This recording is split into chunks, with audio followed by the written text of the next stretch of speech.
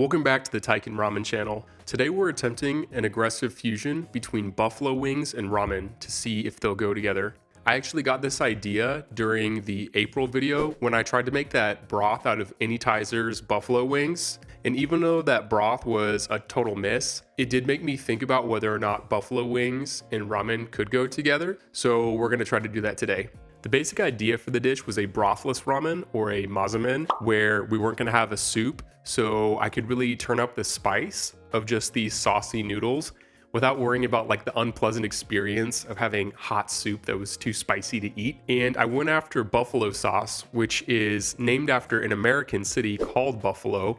It's spicy cayenne pepper sauce if you don't know what it is, and it's pretty much one of the most classic American flavors there is. When people complain that there's no such thing as American cuisine, buffalo sauce is probably one of those small bastions of, well, we did invent that as Americans, so like credit where credit's due.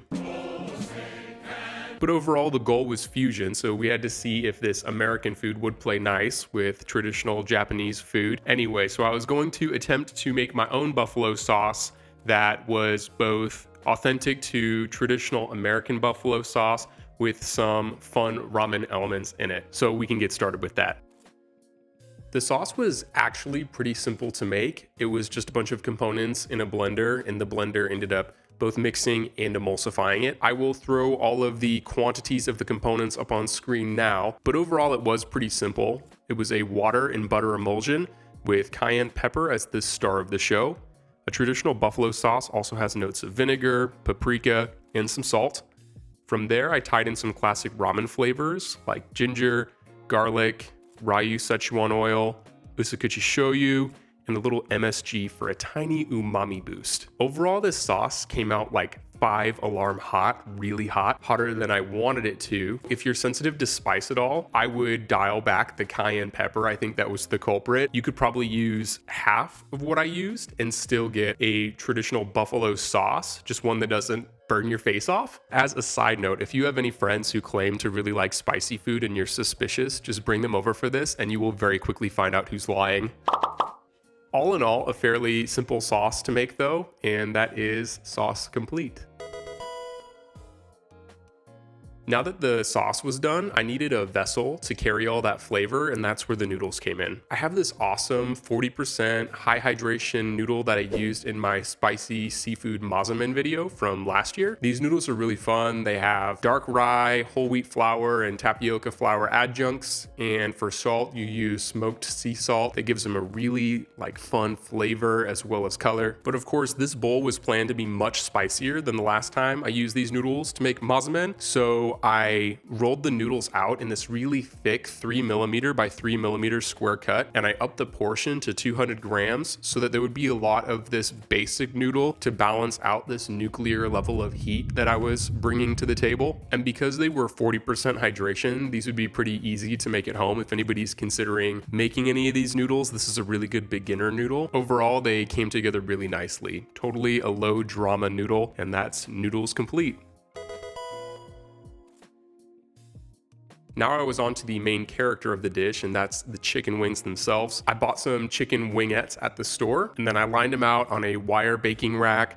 I put some salt and pepper on both sides, and then I baked them at 400 degrees Fahrenheit for 45 minutes. After that, it was pretty simple. For 4 wings, I tossed them in about 100 milliliters of the buffalo sauce, and then they were ready to go in the bowl. Compared to a lot of the traditional proteins that you would put on a bowl of ramen, like a rolled up chashu spiral, these wings were extremely simple to make, and that was very refreshing for somebody who makes a lot of ramen. Absolutely no denying that. And there you go, that's protein complete.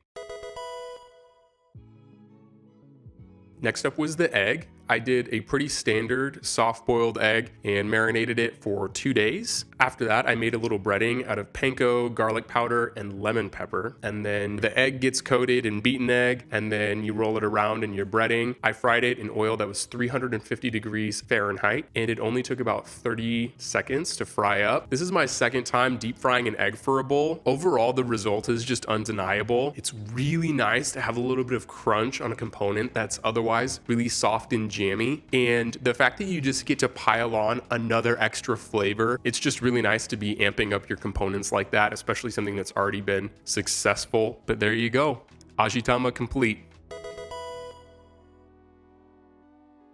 So I wanted to make a variety of toppings that were both evocative of a traditional platter of buffalo wings, but also respectful and somewhat traditional to a bowl of ramen. So for American toppings, I went with celery, carrots, and blue cheese. And the way I transformed them for the bowl was with the celery, I took a potato peeler and I made these like paper thin slices of celery. This, as a side note, was really nice because although I like the juiciness and flavor of celery, it really bothers me how the fibrous tendrils get like stuck between your teeth. And because these slices were so thin, you didn't have that problem. So mwah.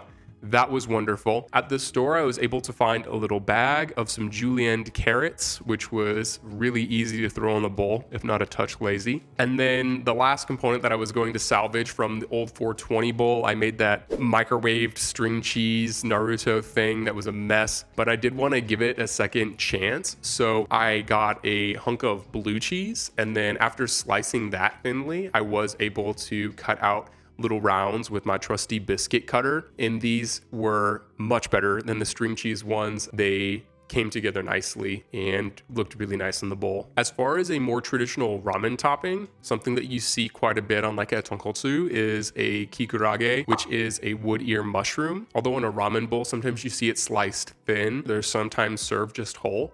So I took some dehydrated wood ear mushrooms and then I rehydrated them, but in a pickling brine that was 1-to-1 water to vinegar with a pinch of salt. And that vinegar flavor was awesome because it tied right back into the buffalo sauce and also tied back to like a traditional ramen topping that you really don't see on American dishes. A wood ear mushroom is pretty unusual. And there we go, that's all of our toppings. And so we are ready to assemble the bowl. Toppings complete.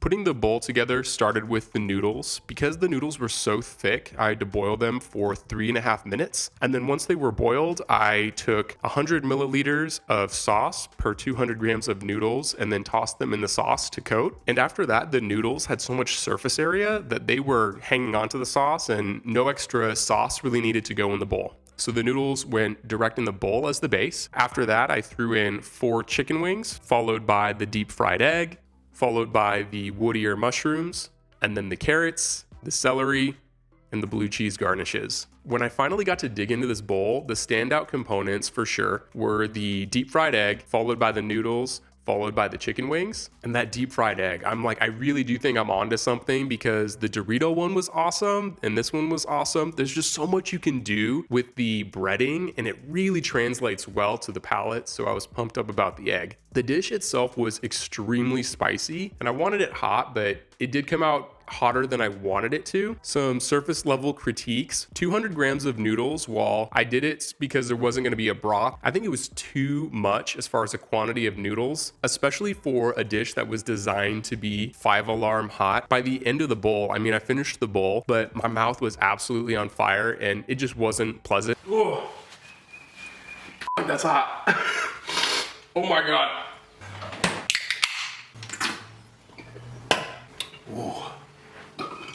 And I got to admit, at the end of the bowl, although I did feel that it was a successful fusion, faithful to ramen, faithful to buffalo wings, something just wasn't quite right. Although the flavors definitely had a bridge between them, culturally, the dishes are just so different, and hear me out on this. When you sit down to eat a bowl of ramen, it's like quick in, quick out. You're not supposed to linger and take pictures of the food. You're just supposed to go and get on with your business. And wings are like the antithesis of ramen, because you're supposed to go with a bunch of people who you want to converse and talk with. Typically there's something on TV like a game or whatever. You'll get yourself a beer and the platter of wings comes out. Maybe you have one wing. If it's too spicy, you wash it down with a beer. But you take your time with wings, and it's the opposite of ramen. I wanted to eat it like ramen, but then it was too hot and I wanted to slow down at the same time. So a little bit of back and forth, and it was also a touch weird that you had to put down the chopsticks to pick up a wing because wings are finger food. So that really kind of like broke the illusion, or I don't know.